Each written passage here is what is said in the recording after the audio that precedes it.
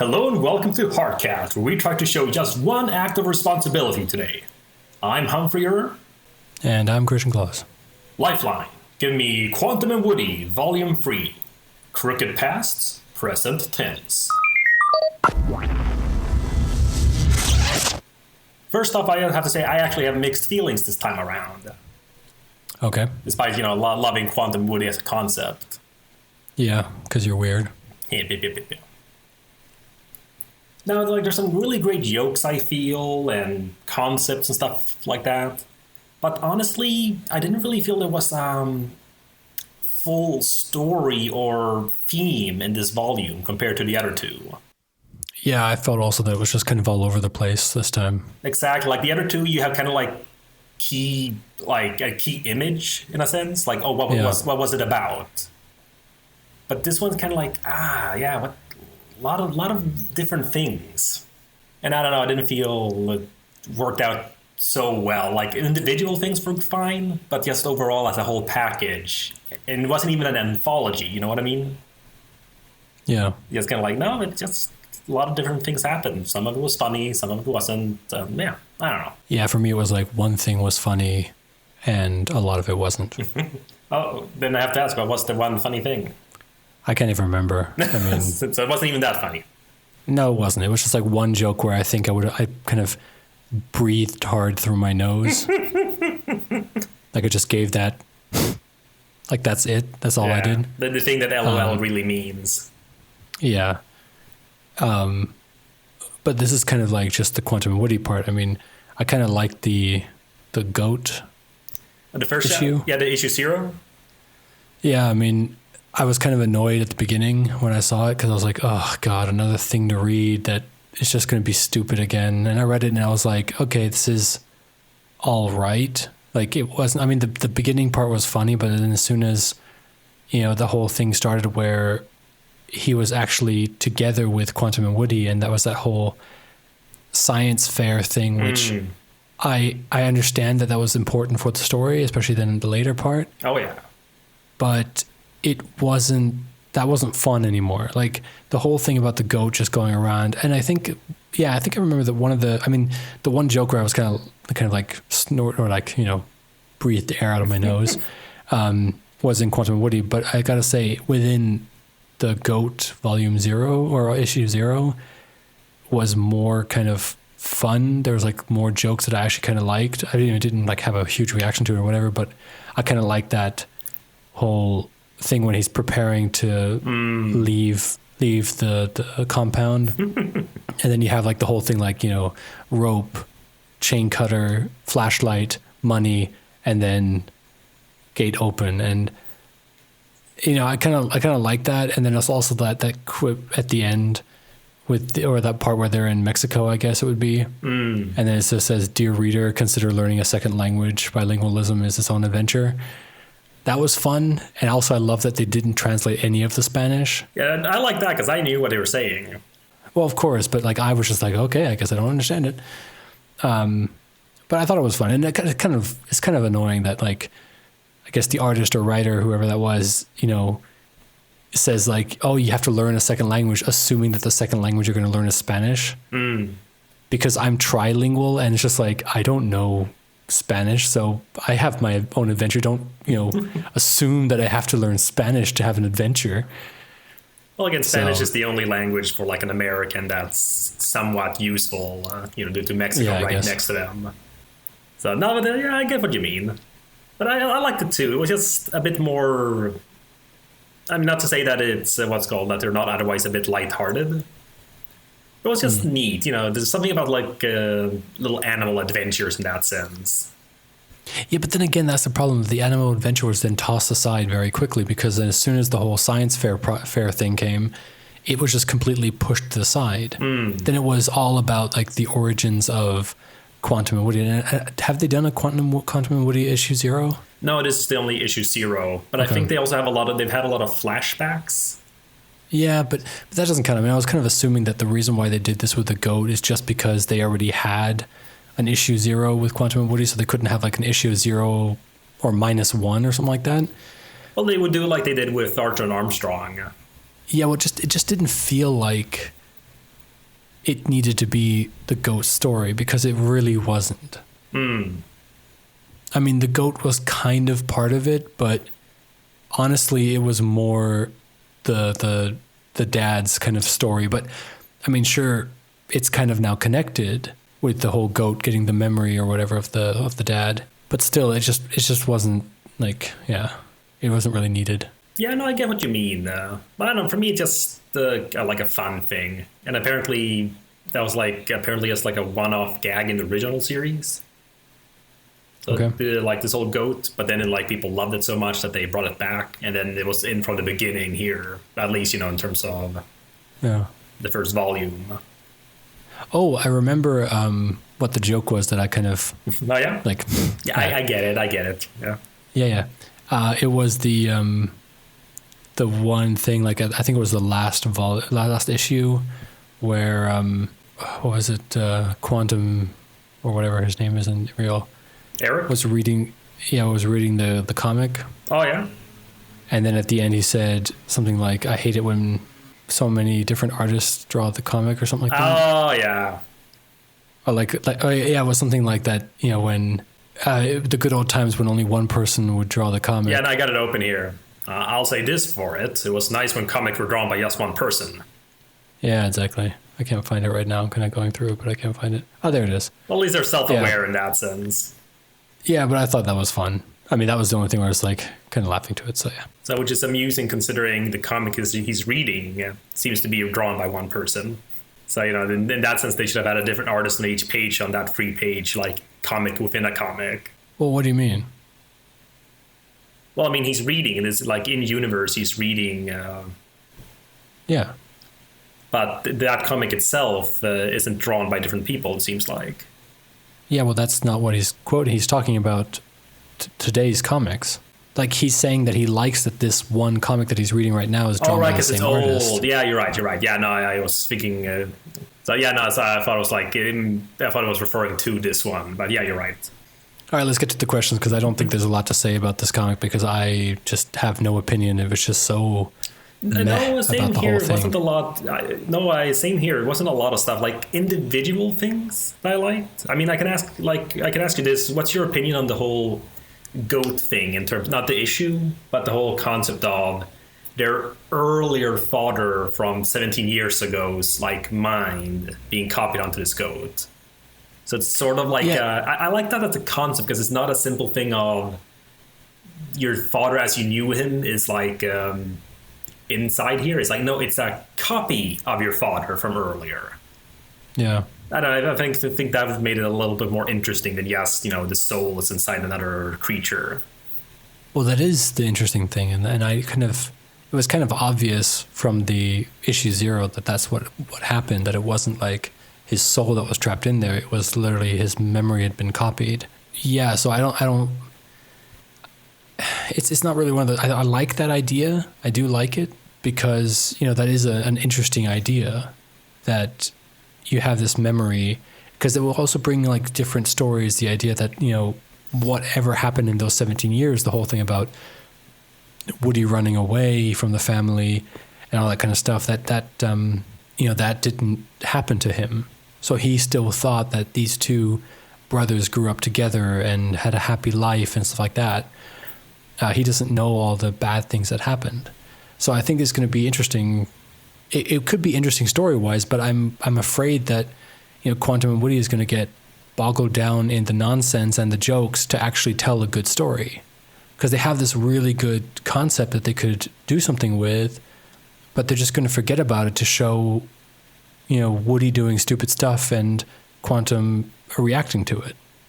And then at the end of an issue, or at the end of a volume, they'll bring this up again, try to do something serious, but you can't take it seriously because you've been going through dick jokes the entire comic, and you just sit there going no, you can't be serious with me right now.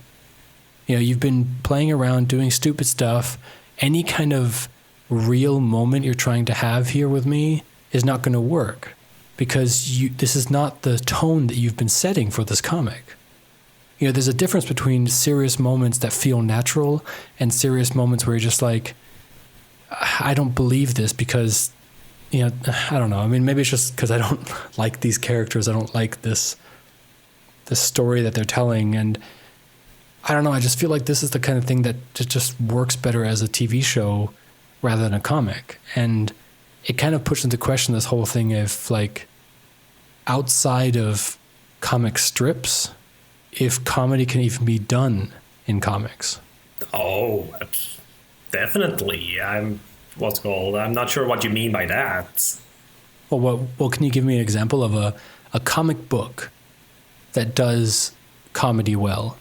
Asterix? Really? Because I thought that was always more about adventure. No, I mean, maybe as a kid, but as an adult, I'm laughing my ass off at all the jokes in there. Puns, I haven't read an Asterix comic since childhood, so I don't know. All right, and the same thing in Sweden too. I mean, we have a lot of comedy books, like not just comic strips, but like, just monthly, comics in that sense, and they're all like comedic. Give me an American one then. Because that's the thing, like European comics and American comics are very different.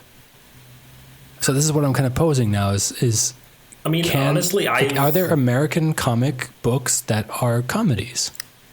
Again, like that do comedy well? I think so. There are. I think so, but I guess it depends on your sense of humor as well as the subject in that sense, as well as also whether it's this laugh out loud stuff. Because that I will agree is kind of hard these days. It has to be like really surprising. Yeah, but I just feel that you need to have timing to do comedy right.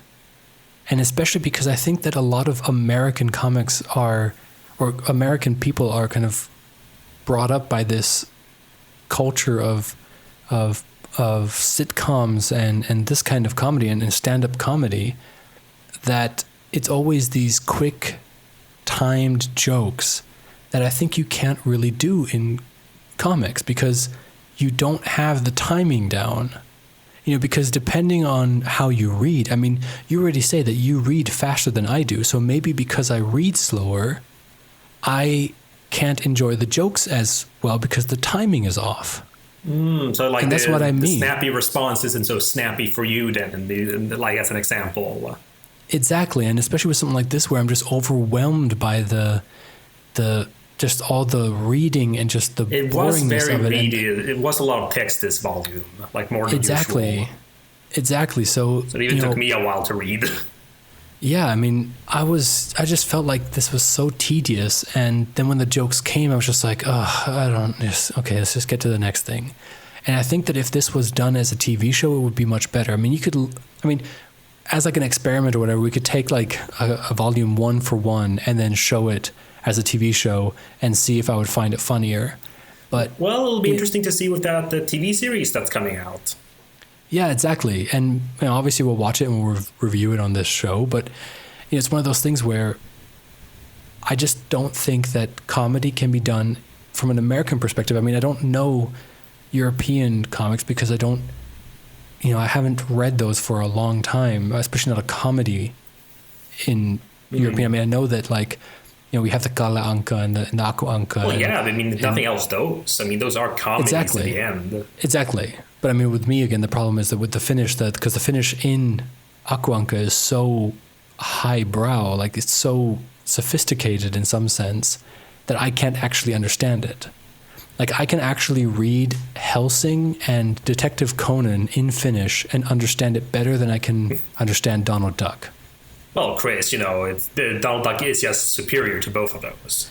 Exactly. But I mean, that just shows the level of language that they use in those comics.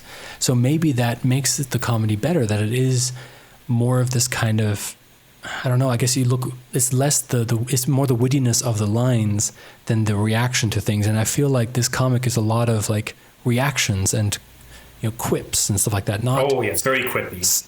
Yeah, not sophisticated, thought up lines. The MCU would be proud. Yeah. So that's what I mean is that, I think American comics can't do comedy. And if anyone knows of a comic that does comedy better, like really well in an American comic, tweet at me and tell me what it is and I'll read it. But, I still have not found a single comic comedy American comic that does it well? Again, like, honestly, it's one of those things when you're saying it like that, it just feels like, well, of course. And I feel I have a lot of like examples in my head, but it's just kind of like swarming that they can't come out right now. Well, I mean, but the thing is that you can't. So, no, but what we can do is we can follow up. I mean, take Archie comics. I mean, that's yeah, but I've never. Okay, well then I'll look at an Archie comic because I've never read an Archie comic in my life. The thing is also whether you find it funny or not. I mean, obviously there are comedy books. Yeah. But whether you find it funny or not, that's another question, because I've laughed a lot of things. Yeah, but I mean, so far. I mean, heck, yeah, but you also laugh at comics. Everything. Yeah, like you laugh at everything, though. No, I don't. See, you laugh at that. Yeah. Well, I kind of forced out that little. But that's what I mean is that I think, you know, from what I've seen so far, and the fact that there aren't any kind of famous comedy books in that sense. I mean, Archie for me was always a kid's thing, like a real kids thing. Which is odd since they're teenagers and it's just about a horny teenager. Yeah. Okay. Well. Yeah. So what I was always thinking is that I didn't even know that Archie was a comedy book. I thought it was just the adventures of this horny teenager who has two girlfriends, and apparently there was even a universe thing, and then they fought Predator for one issue or something. Yeah, that was fun. Yeah, but you know why I don't see that as a comedy book now, and I think seeing that no comic is ever advertised as a comedy book says a lot, and so this is kind of what I'm going out on. Like, this is what my thoughts are coming from. But if I can be disproven, sure, I'd be happy to take a look at some comics. And again, I'm not talking about comic book or comic strips collected in a book or anything like that. Yeah, no, I know you like Calvin and Hobbes and Baby Blues and Zits and all that. Yeah. So as well as web comics in general. So yeah, web comics also, they do it well. So, but it's just like, I don't know, it's kind of weird for you to say that, considering like Donald Duck comics from the get-go. I mean, if you like Don Rosa, you know, or like Karl Barks, all those are American. Yeah, but where are they now? So, well, in Don Rosa's case, it's what's called republished still today with no royalties to that poor guy. Yeah, but I mean, that's what I'm talking about. Like, is Donald Duck a thing in America still? Oh, no, it's what's called, no, it hasn't. It's kind of, they're trying a little bit right now. So, but that's, again, yes, I think that's just in general lack of interest in comics overall. Yeah, but I also think it's a lack of interest in comedy in comics. Well, nothing. Dude, Mad Magazine. Is Mad Magazine a comic book? Well, it started off as one, and it still has comics, you know, in this magazine. Yeah, but see, that's exactly the thing. It used to be. So obviously there was a disinterest. They had to change who they were to accommodate a new. I don't think it's because of that. It was just to change it up anyways. I mean, they've changed it like I think 3 times, like major changes. Like, it started off as just parodies, but then they, I think, like, price-wise, like, because it was expensive to have this many comic artists on it, like, to make so much material to fill it up. It was cheaper having, like, writers doing, like, quick articles with simple illustrations. All right. Well, by the next episode, I will check out an Archie comic, and I will check out a Mad Magazine, just to see what they're like. Well, honestly, I have I have like on Comixology. I have the very first issue of Mad Magazine, so they have them on the Comixology. No, but that's the thing. I don't want the first issue. I want the latest issue, or maybe the issue from the time when Quantum and Woody came out. You know, to compare about like the current zeitgeist. I don't want to see what they did. Yeah, when they were published like 50 years ago or some shit like that. No, I want to see what they're doing now because I want to talk about the situation of comics now. Because back when Donald Duck comics were big in America too, that was a different time. And I'm talking about now because we've been watching so much TV and there were these people, I don't know if it was a podcast or if it was an article that I read, we're talking about how filmmakers are becoming less and less original because the only way that they are consuming things and learning things is through other media. So they're basically just circle jerking everything that they saw somewhere else. So that's why we don't have any more like geniuses who are coming up with new things. We're just having rehashes of. Yeah, of course. because what's your most famous thing? Taking two existing properties and putting them together. So that's a genius stroke. Yep. So that's what I mean, is that I think that because we're not seeing anything original anymore, we're just kind of rehashing everything. We're consumed by sitcoms and all this television that we're seeing, television comedies, that now this is also what we're putting into comics. I don't think that people are reading the Donald Duck comics like outside of the Nordic countries. I don't think anyone is really reading the Donald Duck comics. I mean, here in Germany, we had the Mickey Mouse heft that's still going on strong today, I guess, but only with children, like small children who buy it for the somewhat plastic toy that breaks after a week, and conveniently when the next issue comes out. and then with like the puzzles and stuff like that, there's like 3, maybe 5-page comics in there, and the rest is just puzzles and coloring pages and stuff like that. So what I'm basically saying is that that I don't think comedy is something that can be done well in comics, because it's just not, it's coming from a different medium. The inspiration is coming from a different medium. And that's why I think Quantum and Woody would do so well as a TV show, because it's based on a TV show. It's based on all comedy TV shows. It's just an amalgamation of everything that we've seen on TV. May let it be Big Bang Theory for all the science stuff, and How I Met Your Mother for all the relationship stuff, and just any kind of, like, all this stuff is just, everything is in there. So that's why I think, yes, it's going to do great on TV, unless, the whole superhero fatigue sets in, which it's going to happen soon. Never. And yeah. So never fear, we'll have stories for years. Or however that song goes. That's my, well, I wouldn't call it 2 cents, because I kind of went on for almost that's a whole $15 minutes. Man. Yeah, a whole $1.50. So, your turn. Again, it's what's called, it's not my favorite volume. It still had great jokes. Like, I love when they're trying to find a job for Woody. It's just a nice little montage there, perfectly set up. I would say that is a good montage from framing. Like, it's a nice way that, Eric is always going less and less. He's always going smaller and smaller, getting more and more frustrated. I think I may have made some sort of noise of improvement when Woody kind of gave some sort of joke about that his girlfriend is teenage as well. Yeah, exactly. I mean, that was a little, that merited a reaction, but yeah. He's great at relating to young people. That's true. In fact, my girlfriend's a teenager.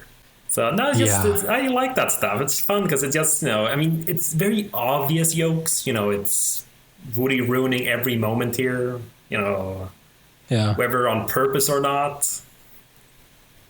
There is one page where I gotta say the panel layout was a little bit weird on page 75 when they're running away from the cops with the Tamagotchis.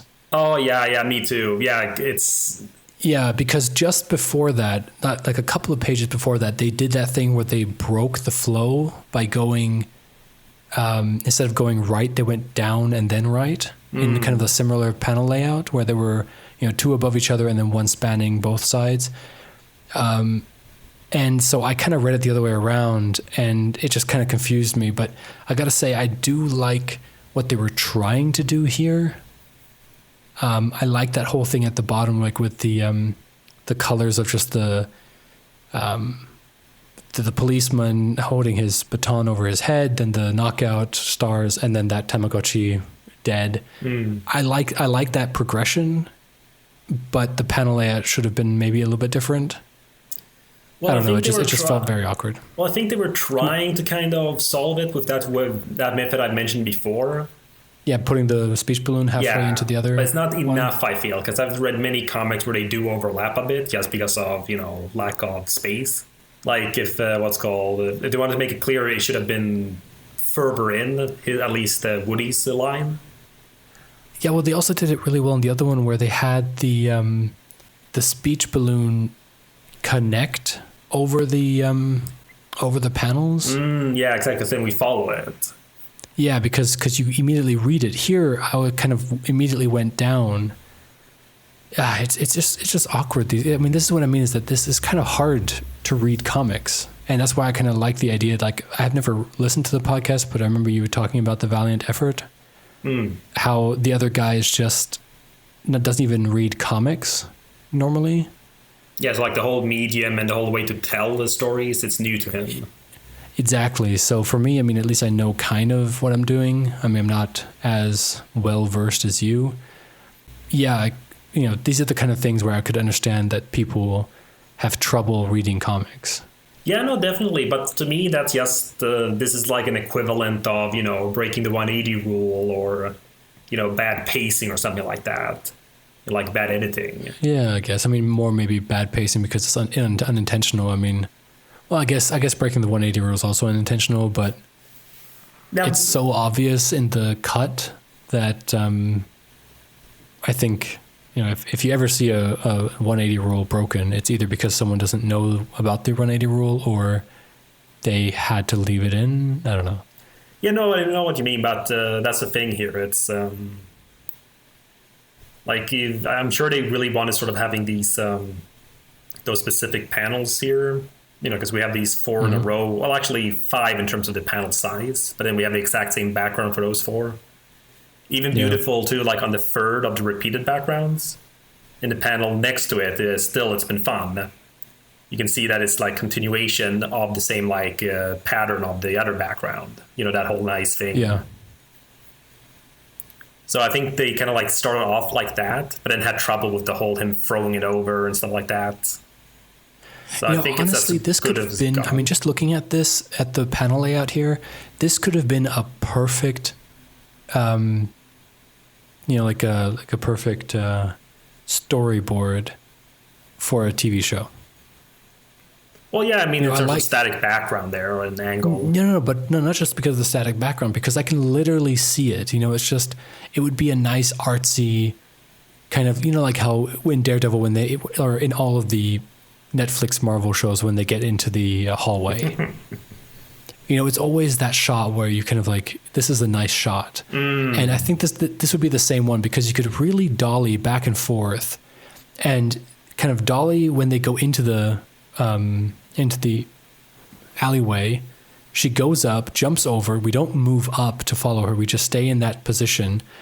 Then we follow her while she runs away.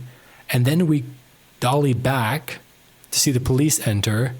And then we can see all the black of the knocking of the stars and stuff like that. And then the Tamagotchi dying, or maybe even there's just sound in the background or something like that. Although I'm probably not sure that that's iconic enough.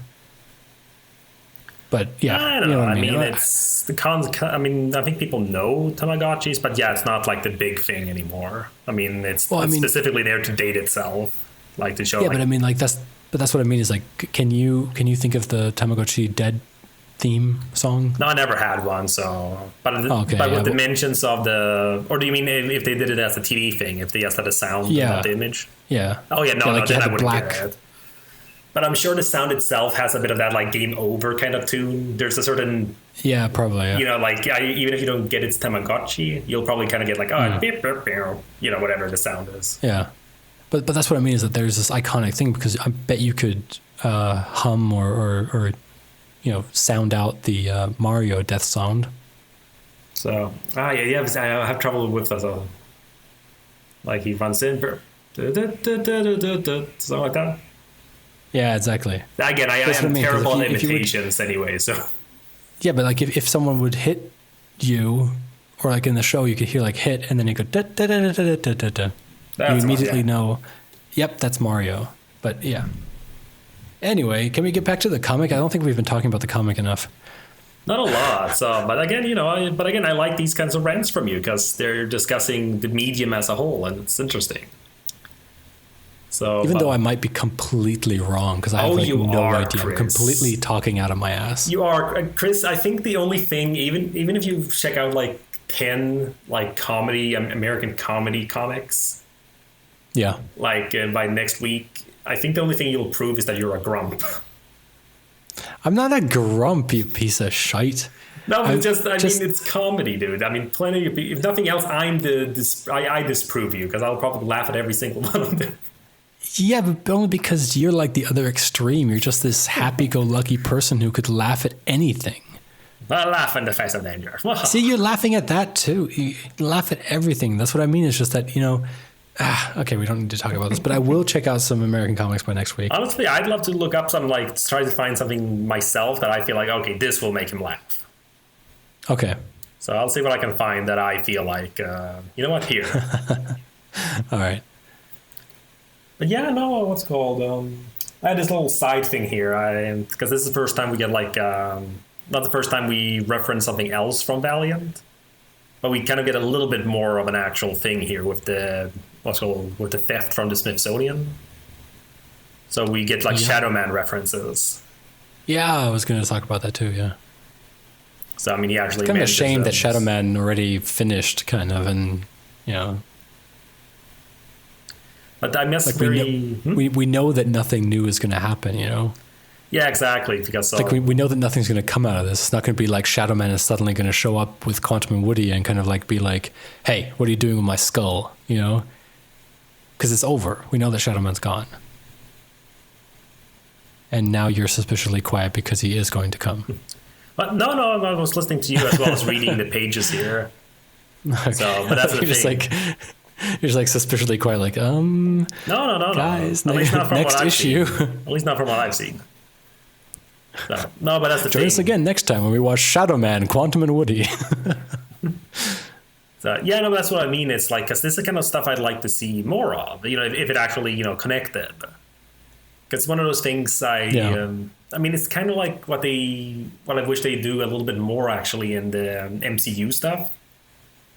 Again, not in a distracting way, but I would love a lot more of this sort of repeated scenes in other films. In the sense of maybe if these things are supposed to be happening simultaneously. Yeah. I sometimes wish there would be maybe some key scene that they all sort of take place in a sense. Mm. I don't know. I don't want to spoil things for the Guardians of the Galaxy 2. So for our viewers, since that's not what they signed up for when listening to here. But there's a scene there where I felt like it might have been. It went by so quickly that it might have been what I wanted, but wasn't clear enough. Okay, you can tell me after because I don't really care for spoilers. Yeah, but there was something where I was kind of yes, that would be a perfect way to connect, with the later movies. Without distracting it, because you don't want to just have unnecessary cameos. Yeah, but I mean, I think if you kind of affect stuff. I mean, I like the idea that you make sense of a more connected world, because I don't know. My problem is sometimes you have to do it well, but not too much. What I think they did how they do it well is when, for example, in Agents of S.H.I.E.L.D., which I haven't watched past season 2 or something like that, but I like the idea that they could casually mention things. They could casually mention what happened in Captain America Civil War, or not Civil War, Winter Soldier. Well, it wasn't really casually, was it? Yeah, well, no, but they could mention stuff that happened casually. I mean, obviously there was a whole effect in it, but I mean, I'm talking about they could say this and this happened with Rogers. You could say Captain Rogers. You could say this kind of stuff that happened, and you could casually mention it without having us think. The big guy. Yeah, well, you could without having us think well, then go get him. Why are you only talking about him when you could go get him? On the other side, what I don't like is in the Netflix Marvel shows, especially now in Iron Fist, we have that nurse. I don't know what her name is. Claire, right? Thanks. She talks she's mentioned it enough times that I've actually started thinking about it or actually noticing it. She's mentioned enough times that she's worked with other superheroes or with other people with powers, she would say. Gifts. Yeah, gifted people and whatever. And, a casual mention that I liked in that was when the sister, the female CEO of Rand, when she mentioned that she had a private investigator follow whoever, and she mentioned, casually when she wasn't drunk, and then you immediately knew, okay, she meant Jessica Jones. Okay, she got Jessica Jones. That's cool. I like that. That's a nice casual mention. Yeah, not forcing you to have seen Jessica Jones. Like it's fine. I'm guessing there's a private investigator. That's a fine little detail. But then for us, it's like it's exactly. smiling. And but I like that because that's an added like a bonus. But when she talks about when she talks about Luke Cage or when she talks about Daredevil to Danny, to Iron Fist, I'm always thinking to myself, like, then why don't you get them? Like, you're constantly, from what I know from their stories, they're not like in hiding. They're not away. Did you finish Luke Cage? No. So, okay. Well, then at least Daredevil, he's not in hiding. No, I agree. But that's always the thing. It's, it's the whole, why it's not Superman in Gotham and all that.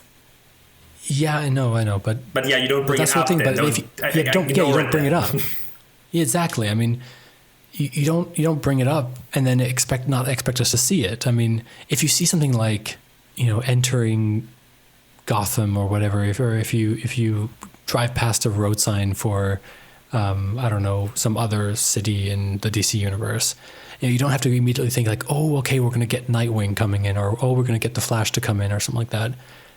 But if you then talk about them specifically, and especially if it's a person who knows the person, like in this case Claire, and Danny's going up against the Hand, and you also happen to know someone else who fights the Hand, then maybe you could be like, what? Maybe I shouldn't wait until the new series of something comes out where they're called like the Defenders or whatever, Well, yeah, considering like Jessica Jones, where Luke Cage was such a big part of it. Exactly. Of course, in that sense, it's, two new ones. Like, Jessica Jones is new, and then Luke Cage is then like sort of a little, what would the word be? Like a little, like early pilot, I guess you could say, just showing him off there before. Like a backdoor pilot. That's the word. That's what I'm looking for. Because otherwise it would have been more. Yeah, but that's what I mean. Like, does she appear in Luke Cage, the series? So who? Jessica Jones? No. So, see, I think she could have. That there would be like no. Like, they didn't leave the relationship in a worse way than they normally would. I think at some point Luke could have been like, "Hey, Jessica, you want to come help me out with this thing? Because you're super strong, I'm super strong. Can we just like finish this quickly together before I kind of put myself at risk here? I kind of need backup. Could you just like do this solid for me or something?" But yeah, going back to Quantum and Woody, I like the way that they casually mentioned Shadow Man without us having to assume that Shadow Man is going to show up or that there's going to be some sort of big convoluted plot, because within the same issue, Quantum resolved it by killing the guy who was using the skull. And it leaves it open for if a writer wanted to do something with it, they could. They could say like, well, where did the skull go? Because we don't know where it went. We just know that the police has it, maybe, or something. So maybe a police officer starts using it, and then Shadow Man has to come in and take it away from him or something. Confiscate it. This is mine. Yeah, no, what's called? Exactly. It's all about doing it in ways that you don't. It's it's the whole reason, as with those other, what's called Agent Carter and Agents of S.H.I.E.L.D., as well as with the Netflix series. You can't have them doing things too big that will, affect the knowledge of the films coming out. You can't have like something too crazy going on where you'd be like, well, why didn't they take part in this? Like, this is a movie idea. Right. So same thing in that sense. Like have this hint. That's why I like that. That's why I like the idea of the Defenders, because it's such a small scale of superheroes. In comparison, yeah. They're not Spider-Man. They're not, Iron Man or whatever. Honestly, Spider-Man would be. Sure, he'd be the most powerful of them. Yes, in general. Yeah. But still, he still does the street stuff there. He does the gang stuff with, Kingpin and stuff. But anyways, yeah. Yeah, I know. But what I like about it is just that all of these people are basically have very small special effects powers, where it's basically just strength. Like all of them are basically just really strong. Yeah, just choreography. Yeah. All right, let's get back to Quantum and Woody, because every time we say there's not going to be a long episode, we always do a long episode. Yep. Now, again, honestly, I don't have much more, because in terms of, I mean, I want to talk a little bit about the art. Just tell me you didn't do your homework, right? You didn't bother writing any questions. No, I do. I have the stuff here. So, no, I was up that late. Well, not up late, but I was kind of like, oh, right. I was playing Breath of the Wild. And I was kind of like, yes. Oh, right. Chris wanted to... we're recording this earlier. Yeah, because I have a meeting with a friend tomorrow. Yeah, so, which is fine. But yeah, it just struck me there. No one else playing, like, oh, right, crap, right. Okay, gotta read it. And then I didn't realize just how much text there was, too. It's like, oh, man, it's taking a while. Yeah, Breath of the Wild is stealing a lot of time from me as well. But anyways, well, what are your thoughts on, like, the artists in this sense? Because, like I was saying before, in terms of this volume is just, it's one single story. So, it's not like a bunch of anthologies. But I feel when they do it like this, then, where it's like this exact continuation from where they left off, it does bother me when it's such a big shift. Yeah, but it's still different. Like, they don't like switch in between like action. You know what I mean? There's always a cutoff. Well, yeah, in this case, it's an kind issue. of believable. Well, not always, is it? Yeah, no, I mean, it's from what's called issue 10. It's this guy called Cano, which is apparently a Spaniard. It's a pseudonym. Yeah, I'm just kind of going back and forth of, I guess that's the same artist. It just looked a little bit different. Yeah, and then issue 11, they switch over to, what was his name? Another Latino guy, Wilfredo Torres. Yeah, well, then in issue 12, there's also Torres and Asmus. So, Asmus? No, that's the writer, I think. Oh, okay. I'm just looking at the thing on the bottom here. At the bottom, okay. Well, I don't know, it's just Asmus here on the cover, but... but see here. Oh, no, that's probably number 12 is... It's probably the middle comic, yeah. Yeah, but you have 3 artists, that's the thing. 3 artists. Yeah, exactly. Torres, Henderson, and Cooper. And that's why I think that, because I was looking at it right now, that in between the comic, that the Tommy Anderson and the ERA gang... Yeah, they switched there. I was thinking that before that and after that was a different artist, so I was kind of skipping between the two. Okay, so it is a different, because they're very similar, but I was kind of looking back and forth, like, is this different?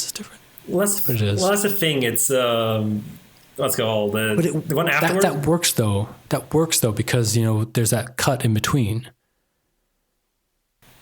So, yeah, no, that's as well as you can do it. But I still feel, as reading it as a volume, and as well as following it as a story, I feel the switch between 10 and 11 is just kind of like, because I liked a lot of Cano's art.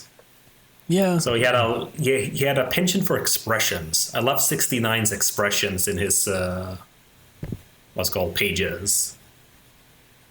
So I don't know. I find it very hard sometimes for people in these kinds of comics to have expressive faces. We brought it up before. Yeah. It's very hard to do that and then still have it be like realistic. So I love it when they can actually have. Yeah, expressive faces. I mean, I'm looking at page 61 of the volume. So, and it's just talking heads, but it works so well because, you're looking at them and, nice expressions, as well as also nice designs in that sense. So, especially Eric, I love his face. I don't know, it's just like, I'm not going to say he's not good looking or anything, that's not this fair, but it looks very homely in a sense, very plain, and I like that. It's very rare to see. Usually you kind of follow this very sort of cookie cutter mold. Yeah. And honestly, his face also, he looks like much older than he is, and I feel that suits him because the poor man must be stressed out of his life thanks to Woody. Yep. But then also, if you're looking at her expressions here, it's like, very nice. You kind of get a little cute one in the first panel there, then kind of freaks out in the third, and just in general throughout the volume, as well as when Woody walks in naked on the team. You know, Yeah. I mean, a lot of naked people in this. It's fun. I love nudity. Yeah, I bet you do. That was like immediately have fun expressions there. I mean, you know, you have Jacqueline, you know, just to like, you want to go put some clothes on? And then that, what's called, other guy behind her, you know, he's kind of just looks perplexed, kind of, Yeah. And then that woman in back there in that panel, yes, I don't know, it's kind of like, really? I don't know, it's very expressive. No, but you know, you sell so much with just the expression, you know, something that you can't really just write. You know, like that, you can't. Yeah, I mean, it's kind of weird because I'm kind of feel like that should be expected because it is a visual medium, so you kind of need to show expression because otherwise it would just be a novel. Oh, no, definitely. But again, I'm just saying it varies a lot because, you know, artists vary a lot in terms of skill. Yeah, of course. I mean, sure. Like I said, it's very hard having... It was noticeable. It was very noticeable in this, yeah. So, and then the thing is, I don't mind the Wilfredo Torres' art. You know, it's honestly, it's not the exact, it's not the exact comparison, but the clean line reminds me a lot of like Franco-Belgian comics. Oh, you mean issue 11? So yeah, because it's very... I like that thing at the beginning because, again, this is what I like. The art is so different that what do we get at the beginning? A character chart. I didn't think about that, but yeah, you're right. Yeah, more or less, we exactly got a character chart. Oh, so that's Who Goat. is who? So that's Goat. Okay, good. I was afraid that... No, but that's what I mean is that I wish I could have this at the beginning of every single issue. Yeah, especially if the artist has changed because this helped so much. I mean, again, these guys, these people that were shown here were not like the most hard to distinguish. Yeah, but then it also gets tricky since Cejudo and 69 are clones, so they should look the same. Yeah, but they don't really. I mean, which is also nice. That's a great, you know. Obviously, you know, you can do a lot with just hair, and Cejudo's older as well, but yeah. But yeah, it's. But yeah, I don't that's know. What I mean. That would be so helpful if it was like that at the beginning. I mean, I always see this one cover. This is what I kind of annoyed. Every single issue, there's a page with that, you know, quantum symbol or whatever. Why not replace that with just screenshots? Like literally, just take shots from the comic where you see the characters and just write their names next to it and give them a quick description. You know, that's all I need. And then I can be like, okay, these are the characters. This is how they look. Fine, let's keep going. Yeah, no, I agree. So, you know, it wouldn't hurt. Yeah, and they could also give a little bit of backstory because I really don't like that at the beginning when they do that whole previously on, you know what I mean? I would like to see what each character has done to that point because like if we haven't met a character for a really long time, I don't remember them. Like when what was her name? See, I don't even remember the names. I think if I had the characters in front of me, I could see the names. Who was 69? Cejudo? No, the girl who Jacqueline? Jacqueline, that's one, yeah. Well, we never seen her before. Yeah, well, that was the thing, because when she came in, my immediate reaction was, oh, I've forgotten her. Oh. Because I don't know her. I mean, because again, I just keep forgetting this thing. Well, the way she's presented, yeah, it is not very, like, a big deal. Yeah, and it also seems like we should know her, because obviously the character knows her, so it's natural. So that is natural. I mean, it would be not very natural if, like, he started talking, you know, expositionally, like, oh, yes, you are that girl from that one time when I was a young child and we did bad things together. Also sex. You know, that's the kind of thing that would be unnatural. But as the reader, I was very confused at the moment. Like, should I know her? Am I missing something again? Should I go back to check the other Quantum and Woody volumes? Oh, God, no. So I just kept reading, and then I obviously was then enlightened to the rest of the story. But yeah, that's why, like, basically these are the characters you're supposed to know, and now go on with the story. Yeah, as I have to say, I was going through, and in terms of expressions and stuff, page 43, the last panel there, is just delightful. Page 43. Yes. So Where am I keeping that list? It's just again, a joke that would work better live action. Because how did I read this? Woody's expression, text, her expression, text on the bottom. Good point. I didn't think about that. Yeah, he's in our mind, at least the way we're sort of supposed to read the comics. He's reacting before we hear it. Right. Unless there's some sort of unwritten rule that you're supposed to read text first and then look at the picture. It varies a lot. It's a tricky... See, this is what I mean. Timing does not work in comics because everyone reads it differently. Yeah, no, it definitely differently. So I really saw his reaction before I read the joke. I don't know how that's what I find interesting in terms of why I'm not having this trouble. Like if it's just I'm used to it, or if I am reading it differently, because it's hard to tell, especially now when I'm rereading. There's one thing about rereading, because I'm still basically reading it again, obviously not for the first time, but like this one in particular, there was a lot of stuff I forgot. So it's like, oh yeah, right, and I'm genuinely reading it almost as it's the first time. But yeah, you're right. It's yeah. So again, this kind of physical comedy maybe doesn't work that well in comics. I guess what's bringing up with the artists as well, because what's called Erica Henderson is kind of a polarizing figure online. She's the artist for the last portion of the volume. Okay. Who's that? I have to ask, what do you think of the way she draws lips? Let me go down there. No, I mean, if you don't, because for me that's just... Well, I'm going down there now. I haven't seen it now. I've seen it before. I didn't really look at it. So this is the last part of the last issue? Yeah, well, after what's called Eric read the comic. Yeah. So that's when they switch over to Erica Henderson. Yeah, now that you mention it, yeah, the lips look kind of weird, like very thin. Like just lines, and then I guess... Well, it's not really about just lines. It just has a very... I don't know. It's a very odd way of drawing, but I don't mind it really, especially for a comedy book like this. Yeah. A certain goofiness, I think, helps. Just sell the humor part of it. But the thing is, she's a very... I don't know. I don't really mind. I mean... Yeah, no, she's what's called known for Unbeatable Squirrel Girl. You've come across that? Yes. I do know. Now that you say it, I do recognize the art style. Yeah.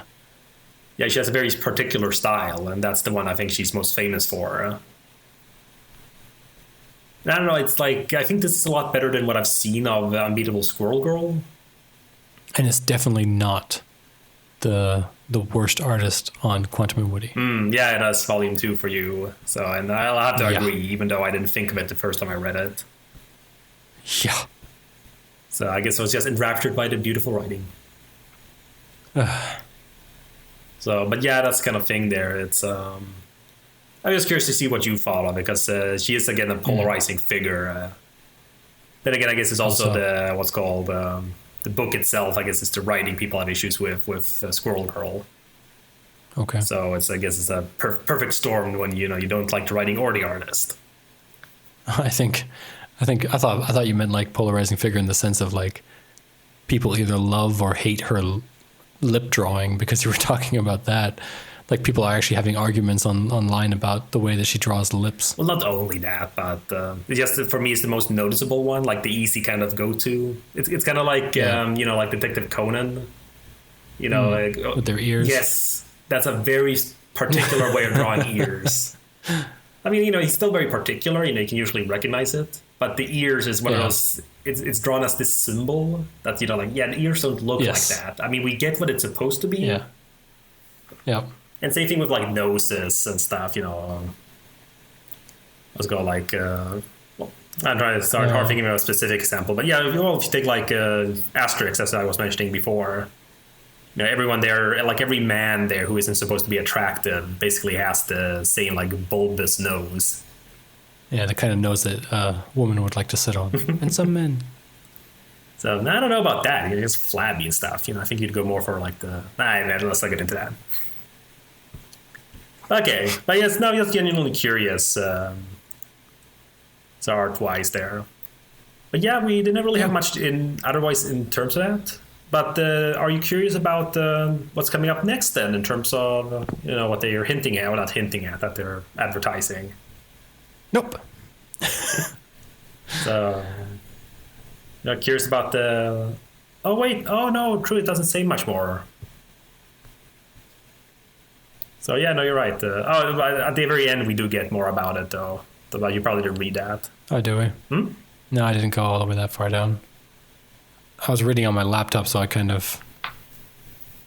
Oh, God. Quantum and Woody and Archer and Armstrong? Yeah. It's a little crossover, like, miniseries. Oh, God, when is that coming? It's quite a while for us in terms of reading it. Like, I think it was at least 7 volumes more or something. Okay, well, then I can get my... Yeah, I can kind of... take a couple of steps back from Quantum and Woody so that I can be disappointed once again. Yeah, I was curious if you had any, because again, you usually don't have any like excitement for later stuff, which is part of what I kind of like when talking anything about this. I mean, I already know the answers. Yeah. So that's why I kind of hope for us to eventually catch up so we can almost like discuss things as it goes. But speculation and stuff like that, I love that stuff. You're generally more an excitable person. You get excited about stuff. Like I don't get excited about stuff. I mean, that's just like a thing. So, I mean, like there's a select couple of things that I'm really excited about, but then usually something happens where I'm just like, go back to my norm. But especially here, I mean, the only thing that I read was like, Quantum and Woody will return as half of the delinquents. Now that's just racist in The Secret of the Hobo Code. That's all the information I got. And I was just like, what? Like, no idea. If they're looking at a purple goat and saying that it's racist, I mean, no, it's connection from the last page. I didn't pick up on that. Yeah, just continuing there. Well, good luck with that. Last I checked, I'm still the white guy in a suit, and they're still cops. Now that's just racist. Oh my God, it was supposed to be one of those Looney Tune things. See, that's the thing. They're doing live action stuff in a comic that doesn't work. It doesn't work like this because I thought this was an external thing where they were just advertising the next thing. I mean, if they... This isn't how comics work. Comics are still pictures. You can't do animation things and stuff like that. I mean, again, this would work better in TV, in movie, in anything, where then the circle comes in and closes up, and then they have that one little joke that no one laughs at because it's stupid, and then it closes up to finally release us from what is Quantum and Woody. But this is not how you do it. You can't start advertising because once I start reading Quantum and Woody will return as half of the delinquents, I'm thinking, all right, this is an ad. You can't then have the punchline to a setup that happened half of a page earlier. I think it's pretty clear you can. No, especially because they literally wrote at the end, the end. No, it says not the end, question mark. They wrote the end, question mark. It says not the end, question mark. Yes, because they're basically saying that the story will continue, but the story's over now, except for this one joke we're going to shoehorn in the advertising for the next issue that you're going to buy because we have to for this podcast for no other reason. I am so done with Quantum Woody. I'm happy that there's going to be another 7 volumes before we see them again. I think so, unless that other thing. I think it's going to have a quick peek. Let's see here. Seriously, I'm going to start hating people who wear blue suits soon. Let's see here. Yeah, it's it won't be until the delinquents. Good. So, but yeah, no, I think that's about it in that sense. Do you see the My Little Pony cover? I did, and that wasn't really My Little Pony. I mean, I knew it was supposed to be ponies, but so yeah, not perfect, not a perfect rendition, but still, kind of cute. So I looked up just exactly the publication of it.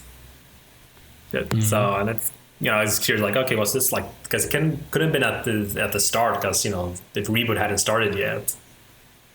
So it was 2014, so the show had been on for quite some time. So kind of late to the party in that sense. Okay. Yeah, no, it's not a big deal. It's kind of like, yeah, neat. But yeah, no, not really much there. The other interesting sort of like different cover is the A Little Valiant book. So with the supposed to be, I guess, like a little golden book. Yeah. So kind of cute, but yeah, not really. I don't know. It doesn't feel genuine. I feel like it still feels very digital.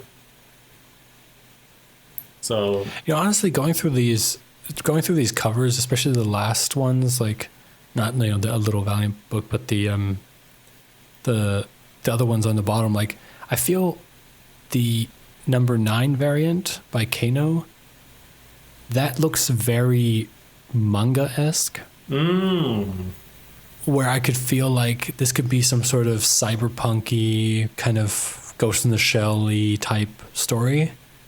And that I would love to read. And then we have the next one by Tom Rainey and Giga Going. Again, this looks fun. Where was that guy? I mean, obviously I know that that's supposed to be those NASA scientists or whatever, but I think that was also just kind of like shoehorned, like on the side, kind of like we need some inciting incident. Even the back part, like that whole, the one with the camera where that shot is just also, that's the kind of thing I want to see.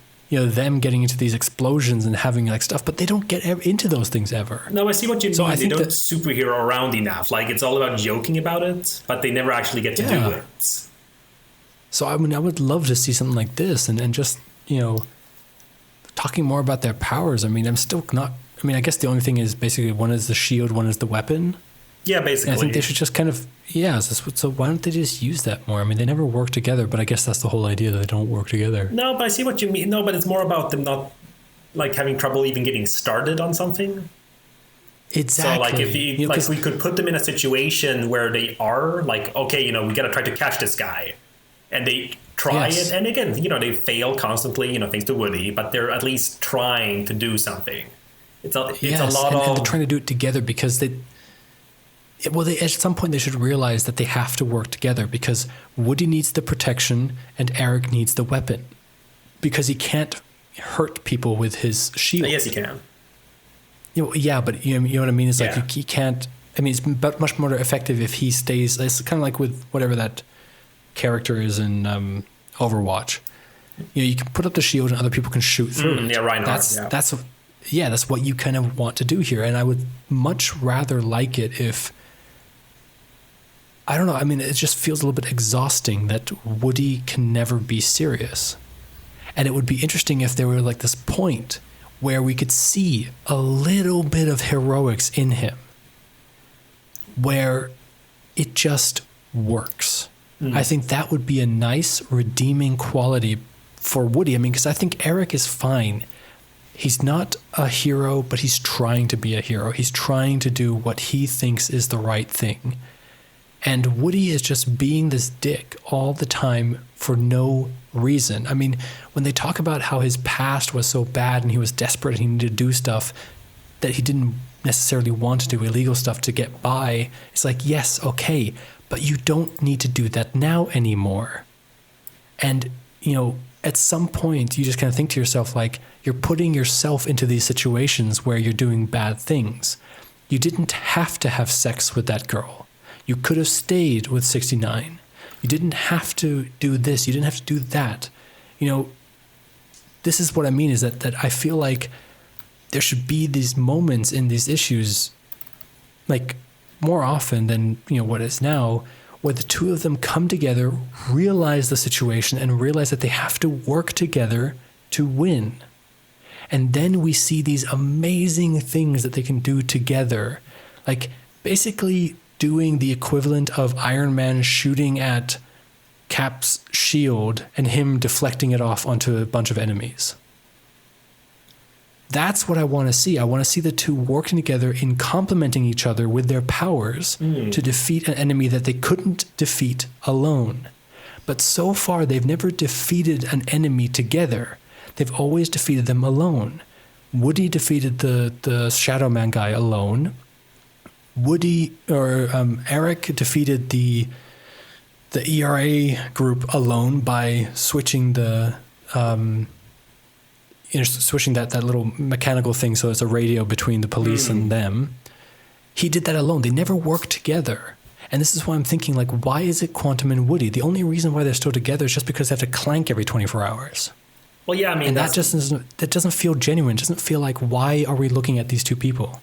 Well, I mean, I think that's the whole premise in that sense. I mean, the clang thing there is to make sure that they have to be together. So in order to have a point, they have to be, what's called hate each other in some form. But I agree, because for me, it's more about...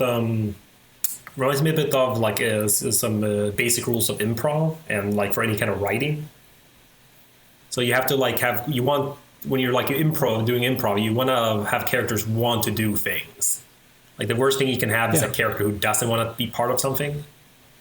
Yeah. And that's the thing there is like, yes, it's makes sense, for Woody not to want to do superheroics and not want to hang out with Eric. But it kind of feels like, it's kind of like almost like a game of Dungeons and Dragons, where it's like someone in the party doesn't want to, like their character doesn't want to do it. Yeah. It's like, it might make sense, but it's like, but dude, we're here to play, a game together. Exactly. Like you can still be like, join up and be the asshole, but at least join up. They're very split. Yes. It's very split apart. Like even when they're not like angry at each other. And like you said, just have some quote unquote normal superhero adventures, but with their personalities being the humor in it, as well as then, having these snarkiness and weird villains and characters, but at least having them do something. And I think, it's interesting because, Woody is a character who is realistic, in the sense of that there are people like this who just don't want to do anything. They get themselves into problems and they think that something's like actually wrong with them when actually they just shouldn't. They see the clear decision, which is the right, which is the wrong decision, and they always go for the wrong decision for whatever reason. Like maybe it's intentional because of whatever issues that they have, that they want to have some sort of attention or whatever.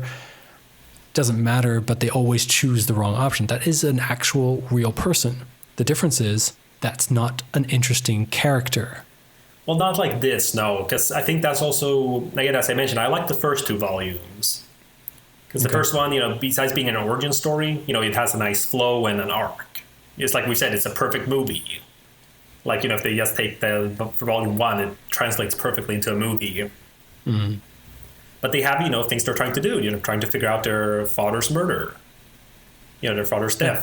And that's something they're following. There's mystery. It's also, it also makes sense more there, of course, because they just met each other again. Exactly. So also, Woody is also invested. Exactly. Yeah, and he's also invested in it. And volume two, it just doesn't feel like he's invested in any of this stuff that's happening. Exactly, because volume two, even though it's Eric who kind of gets part of that whole, you got to infiltrate this, white power militia or whatever. Yeah. At least Woody then, besides him just pointing out that he has to come with anyways because of the clang, but even then he does, help out. He does some investigative work. Finds out what the real plan is. It's still one of those things where it's like a circumstance, like he's in the situation. Yeah, but still, I like that though, because it still feels like he then does the thing he needs to do and helps out. And but here again, it didn't feel like there was a focus. Like they sort of felt at first, the whole Smithsonian. That's a great last page, I feel, of issue. Let's see here, of issue 9. That's a great. The first issue in this volume. The issue of Quantum Woody, not issue 0. So the first proper one. So the second. Yeah. So the last, Yeah, I like that too, where they were both kind of like, you're going to defend it, you're going to rob it, and it's just kind of like literally one of those. Oh no, here we go again. Exactly, that's what I was thinking. They're like, oh great, I mean, I remember the rest of it from last time, but I was kind of like, yeah. But reading this, I was like, oh, I mean, there's the funny thing there. I mean, here we have a guy who wants to be a hero, is gonna do a very almost mundane heroic task, and his brother then is gonna do the exact opposite, and this conflict there is like, yes, that's again, that's funny, that's amusing, but then it's taken care of. The whole showdown was not, it just resolved so quickly. Yeah, I mean, it's very little about it. I mean, he was knocked on the head with a puppet, which also, why? Like, because it's funny, but yeah, it's no, but it's not. How is that funny? That's not because it's silly. No, because it's not silly. It's just one of those things where, like, in this universe, which is supposed to be a realistic universe, you're thinking to yourself, like, Woody would have had to go out, buy a puppet with the sole intention. No, it's part of the what's called. It's a museum Smithsonian exhibit. collection. Yeah. Yeah, but even then, that means they have that he like went every to get famous this puppeteer. Yeah, but even then, it still means he got that thing. Yeah, but that suits him. Being he's supposed to be the lookout, as he says, but then he gets distracted. That's amusing. Yeah. I gotta disagree with you there. I mean, whether you like it or not is one thing, but I feel it makes sense. But also, I mean, it's just the whole thing. Like, yeah, he got knocked on the head. Then they kind of fight, but like that whole thing, like they were like, have you wondered since we got our powers which of us would win in a fight? Because we're about to find out. I was like, oh, cool. Like, this is going to be a nice, brother against brother fight that could be really interesting. And then it's just over. Yeah, just a little wrestling panel. Yeah. Yeah, well, not even that, but literally the next page is, the next morning or the previous morning. I don't know, because sadly, I can't believe I'm saying this, there was no time. Yes, they just said a morning without wood. No, there is, right below. And then 12 hours later, I didn't even see that because it was, because it was white on beige. No, but I agree. But I was thinking that too. I mean, obviously, my eye was immediately pushed to the yellow emoji signs. No, but I and agree. Stuff like and that, the same thing with reading the what's called when I started reading issue 10, then like where this stuff is happening, I was like, oh crap! This is more back and forth. It's we're in the middle of this whole thing going on at the museum. Then we get a little bit of what happens early in the morning, back and forth, and then after that we get what's called, and then while they're in the flashback of the morning, we also get a flashback way back. Yep. So and then and then it's back to the previous flashback, and then finally back to what's going on. Yep. Also, does Eric pee on the steps? Hmm? If you look at that splash panel, I mean, this is going to be my last nitpick, and then we need to wrap up because I'm not going to be editing a 1.5 hour episode. I just think it's kind of funny that that the toilet break is in the middle of the steps.